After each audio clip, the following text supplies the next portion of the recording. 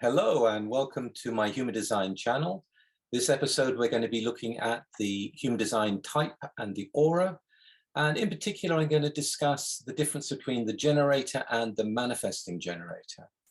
I'm Richard Beaumont. I've been into Human Design for 25 years now. I've trained professional analysts and teachers, and now I'm talking to you. So if you would like to help me to build up this channel so I can say more to you, and so that I have time to create more unique information on human design, I'd be very grateful.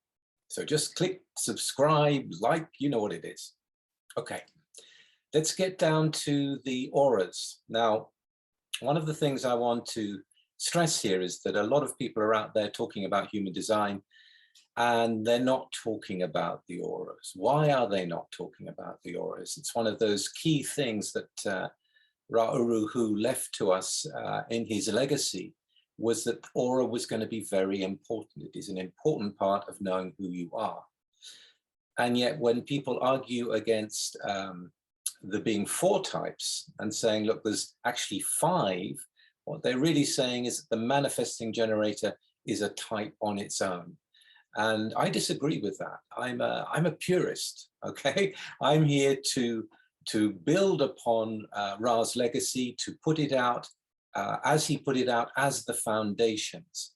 This was a man that went into huge amounts of detail to get the information across to us. So I'm going to stay with that, I'm going to stay with the source.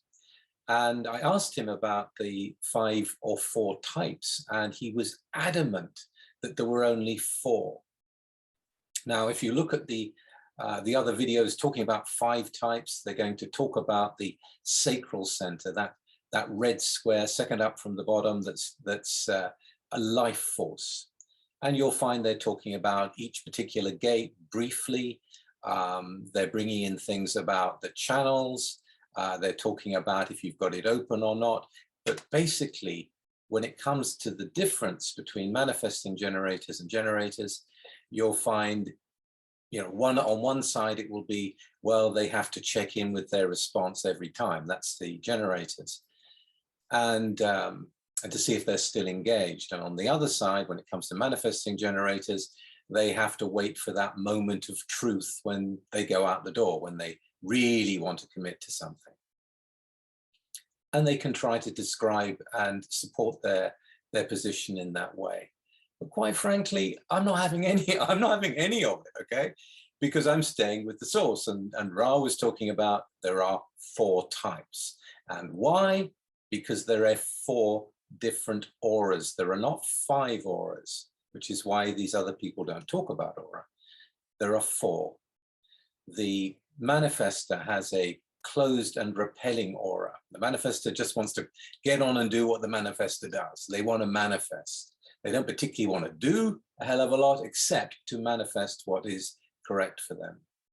The projectors have a focused and absorbing and penetrating aura. It penetrates out to the other. They are the natural guides, so it's really them connecting to the other that what it's all about. And from the reflection of what they see in the other, they can wake up from that. When we're talking about the reflector, we're talking about what Ra called a Teflon aura, where things aren't really supposed to stick. They're here to assess what's going on in relationship to the program. When it comes to the generator, Ra talked about an open and enveloping aura. An open and enveloping aura.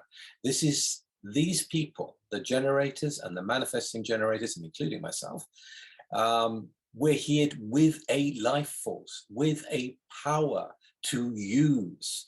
Those 9 gates in the sacral, they are power gates. They're energy that's available for whatever is in the gate that you've got. So it's power. And when you think about a generator, they want to do one step at a time. They respond. Sometimes people call it a gut response. I call it energy moving. I mean, for me, response is a very important thing to understand. In a lot of the books out there, it's described as A generator, if they respond, they will go, uh-huh. And if they don't respond, they'll go, uh-uh. Well, no, it's not like that.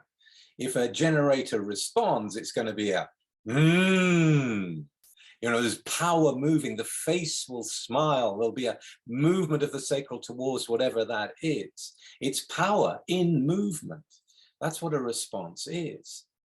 So if a generator responds, they will respond with a perhaps, or whatever it may be. Again, the voices of the sacral need to be considered. But there will be a movement of energy, which means they can engage in that, providing they haven't got a solar plexus or a spleen that's fixed. I'm going to just purely talk about sacral, and I'm not going to bother about the other types of subtleties in this episode. Just to be clean, just to be clear. So the generator will respond, and then they'll go on with what they're doing. And when there isn't the energy available for it anymore, they will back off. They'll have a rest. They'll have a cup of tea. You know, if they look back at the work and there's a and they're ready to get on with it, they'll go back to it. A manifest, so that's someone with a sacral energy, but the sacral energy is not connected to the throat in any way. It's separate. And there's no other motor connected to the throat. That is the definition of a generator: sacral, but not connected to the throat, and there's no other motor energy connected to the throat either. When we come to a manifesting generator, we come to someone who has energy manifest in the throat plus the sacral. And the classic form of that is someone with the channel of charisma, this busy channel, 3420. Those of you who know about design know what I mean, but I'll put a diagram up in this video so you can see. So this is an energy that gets to manifestation. So this is someone who responds and then can do. They respond and they can do. It's manifesting energy. It's energy for doing and manifesting. Now, this argument that manifesting generators have to wait for that moment of truth. Well, I'm a 3420, and let me tell you a story. I was at a hardware store buying some wood and different things that I needed, quite heavy, too big to fit in the car. And I've chosen them, I've got the number, I go to pay, and I say, when can they be collected? And the woman looks at me and she goes, sorry, it's going to be about 2 weeks. I said, 2 weeks? You know, there's a job I want to do. There is energy to do. And she said, sorry. Now, I've also got a spleen connected to my sacral. And I can't explain why. I asked her, well, where do the lorries go from? And she said, well, they go from over there. And I suddenly looked over there and I saw a lorry there, and something snapped in me.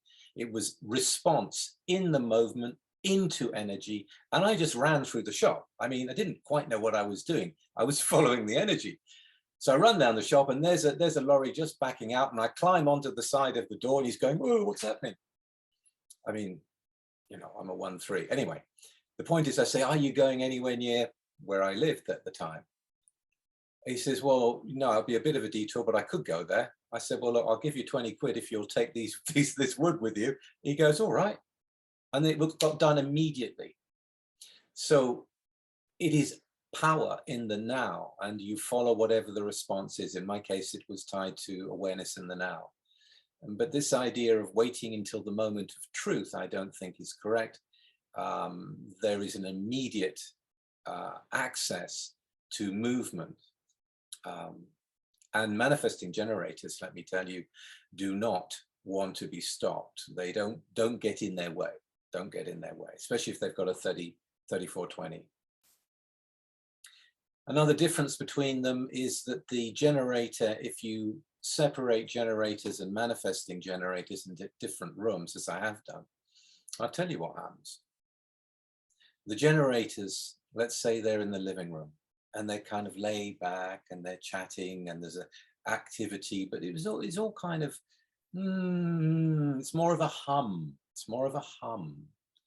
If you go into the kitchen and there are all the manifesting generators, they're standing up and there's a buzz and it's much, much more animated. It's much more animated. It's more forceful. It's more powerful. The manifesting generator is the most powerful of the generators. And that is clearly seen. That does not make them a different type. That makes their energy more, I could say many things, depends on what they've got, but basically more powerful. It can be felt more. It's a very juicy morsel for those open sacrals. So that's what I wanted to say about the difference between the manifesting generators and the generators. And I hope you've enjoyed this. And if you'd like to click and subscribe and and what else, share, I would appreciate it. If you want to know more information about what I do and more about the types, simply go to my website, www.human.design. Okay, keep going, keep learning, see the benefits, enjoy. Bye for now.